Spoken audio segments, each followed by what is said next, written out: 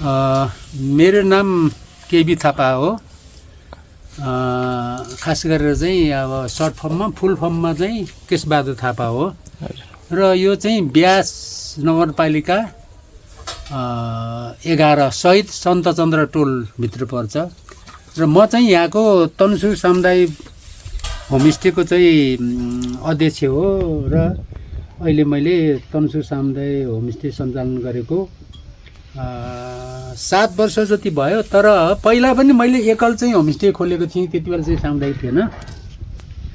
6 वर्ष जति मैले यही घरमा पुरानो घरमा चाहिँ चलाएँ र अहिले पछि चाहिँ होमस्टेको चाहिँ एउटा चाहिँ अवधारणा चाहिँ अलिकति चाहिँ हाइली गएपछि चाहिँ मैले फेरि अर्को चाहिँ एउटा घर चाहिँ 18-20 लाख गरेर एट्याच बाथरुम 9वटा बेड एट्याच बाथरुम बनाएको छु। र मेरो चाहिँ यो होमस्टे सँगसँगै के जोडियो भन्दाखेरि मेरो चाहिँ तनसुर कृषि फर्म भनेर मैले दर्ता गरेको छु। तनसुर कृषि फर्म भनेर दर्ता गरेर चलाएको छु र तनसुर कृषि फर्मका साथसाथै श्रीमतीको नाममा दिलु कृषि तथा पशुपन्छी फर्म भनेर पनि मैले चाहिँ चलाएको छु र राज्यलाई चाहिँ मैले चाहिँ दोहोरो तिरेर चाहिँ कर चाहिँ तिरिरहेको छु। र अहिले आएर के भन्दाखेरि बिचमा मेरो यो सुन्तला चाहिँ मैले लगाएँ 700, पहिला 400 लगाएँ थिएँ, पछि थप गरेर चाहिँ 700 सुन्तला लगाएँ। तर चाहिँ यो सिटस भाइरस, ग्रिनिङ भाइरस के भन्छन् हामीले बुझ्दा चाहिँ एउटा चाहिँ सिटस भाइरस भन्ने खालको चाहिँ बुझिन्छ। त्यसले गर्दा चाहिँ खतमै यो जुन चाहिँ बन्दीपुर यता तपाईँको चाहिँ लमजुङ गोर्खा कास्की जतासुकै चाहिँ मरेको चाहिँ अवस्थामा मेरो पनि त्यो 700 सुन्तला सबै मऱ्यो। तैपनि मैले अझै पनि अब कहाँ जाने त, अब यति बेला चाहिँ बुढेसकालमा अब चाहिँ उमेर घड्किँदै जाँदाको अवस्थामा मैले चाहिँ कहीँ जान चाहिँ अब ठिक छैन भन्ने किसिमबाट उता मेरो चाहिँ जिजुबाजेकै जग्गाहरू थियो लगभग चाहिँ दरबार मुनितिर यो तनसुरको एउटा दरबार छ। त्यो दरबार मुनि त्यो सेनमान्छे राजाले राज्य गरेको चाहिँ ठाउँ हो। यो 229 वर्ष कति चाहिँ राज्य गरेको चाहिँ भन्ने पाइन्छ।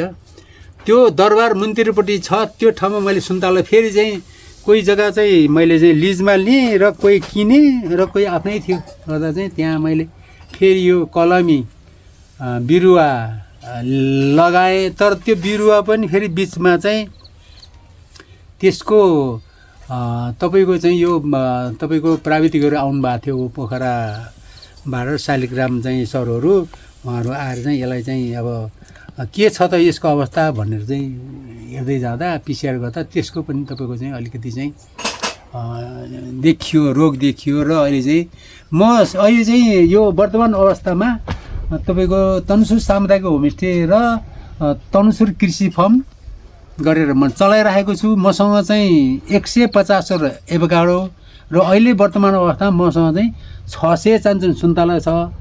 150 सुन्तला अझै मसिनो सुन्तला नै लगाएको छु। त्यो बिरुवा चाहिँ मैले चाहिँ स्याङ्जाबाट लिएर आएको, त्यो बिरुवा चाहिँ ठिकै छ। तर चाहिँ अहिले चाहिँ सुन्तलाहरू त्यति सखेला भनेर असाध्य त छैन, तर चाहिँ जस तनसुर सुन्तला चाहिँ मिठो छ, राम्रै छ।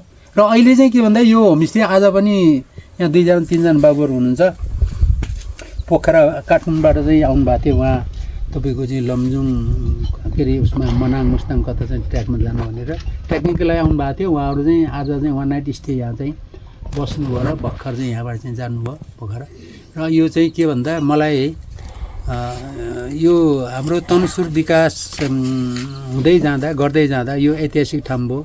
त्यसले गर्दा विकास हुँदै जाँदा यहाँको चाहिँ अब इम्पोर्टेन्ट चाहिँ पाहुनाहरू आउने भएको हुनाले मैले चाहिँ यता कृषि एग्रो टुरिज्म हो भनेर भन्न चाहन्छु म। किन भन्दाखेरि मैले पनि कुनै पनि चिजहरू यहाँ चाहिँ तपाईँको चाहिँ अन्यको चाहिँ होमस्टेमा जस्तो चाहिँ बजारबाट ल्याएर आलु खुवाउने, लोकल भनेर चाहिँ लोकल कुखुरा भनेर चाहिँ गिरिराजु खुवाउने दायाँमा त्यस्तो छैन। मेरो यहाँ सबै चिज अर्ग्यानिक हुन्छ। इभन चाहिँ अब कोदोको झोल पनि के भन्न चाहन्छु भन्दाखेरि काठमाडौँबाट पोखरा जाँदै गर्दा र पोखराबाट काठमाडौँ जाँदै गर्दा 1 नाइट स्टे चाहिँ यो जम्मा ब्यास नगरपालिकाबाट चाहिँ घाँसीबाट छिरेपछि जम्मा हाम्रो चाहिँ यहाँ 15 किलोमिटर पर्छ। 15 किलोमिटर छ। यताबाट आउँदा पनि तपाईँको चाहिँ यो टुरी पसल यो डुम्रेबाट चाहिँ आउँदै गर्दा टुरी पसलबाट उकालो आयो भने जम्मा कति छ 5 किलोमिटर जति छ होला। यताबाट आउँदा चाहिँ त्यही 15-16 किलोमिटर पर्छ। यो टाढाको चाहिँ छैन। यहाँ बस्नको लागि दायाँमा यताउता चाहिँ भ्यू पुरै चाहिँ यहाँ चाहिँ अब सबै चाहिँ ऊ चाहिँ के अरे हिमालहरू देखिन्छ। कुम्भकर्ण चाहिँ अलिकति हो जस्तो लाग्छ त्यो र तपाईँको लमजुङ हिमाल, मनासु हिमाल, अनि तपाईँ गणेश हिमाल र उता माछापुछ्रेसम्म चाहिँ देखिन्छ। ले गर्दा चाहिँ यहाँ अब कोही त्यस्तो इच्छुक चाहिँ आउनुभयो भने मेरो चाहिँ यहाँ चाहिँ अब यो उसमै चाहिँ अब राखिदिएको हुन्छ तपाईँको यो तनसुर सामुदायिक होमस्टे क भनेर। मेरो नाम चाहिँ मैले दोहोऱ्याए फेरि केबी थापा हो र 9846091032 मा फोन गरेर चाहिँ तर चाहिँ एउटा चाहिँ के चाहिँ एउटा भएन भन्दा कि होमस्टेमा आउँदा चाहिँ तपाईँको चाहिँ बेलुकी हामी आउँदैछौँ भन्ने खालको चाहिँ एउटा चाहिँ त्यो एउटा ट्रेन बस्यो। त्यसले गर्दा होमस्टेमा त्यो खास होइन होला भन्ने मलाई लाग्छ। होमस्टेमा आउँदै गर्दा त किन भन्दा कि पहिले आउनुभयो, पहिले चाहिँ सूचना हुनु पऱ्यो नि त हामी आउँदैछौँ भनेर। यतिजना आउँदैछौँ हामी यो तरिकाले आउँदैछौँ। अहिले त किन भन्दा होमस्टेमा जस्ट के भन्छ यो हाम्रो प्याकेज अनुसार मात्रै चाहिँ मान्दैन। किन भन्दा आइसकेपछि अब चाहिँ यहाँ क्याम्प फायर गर्ने मसँग चाहिँ अब चाहिँ लगभग चाहिँ 20-25 जना टेन्ट पनि छ। टेन्टभित्र सुत्न नि भाइ यो कहिलेकाहीँ विदेशी नै आउँछ। त्यसले गर्दा त्यो खालको चाहिँ एउटा छ कि पहिल्यै लगभग भए त हप्ता दिन अगाडि नभए 2 दिन 3 दिन अगाडि सम्पर्क नम्बर गरेर हामी आउँदैछौँ यो किसिमबाट आउँदैछौँ भनेर यहाँहरू कोही चाहिँ आउनुभयो भने फोन गर्नुभयो भने म यहाँहरूलाई चाहिँ सेवा गर्न चाहिँ तत्पर छु सदाको लागि। र तपाईँहरूलाई चाहिँ यहाँ चाहिँ म चाहिँ राम्रो अर्ग्यानिक चिज खुवाएर चाहिँ सन्तुष्ट बनाउँछु भन्ने मलाई लाग्छ। हस्, धन्यवाद।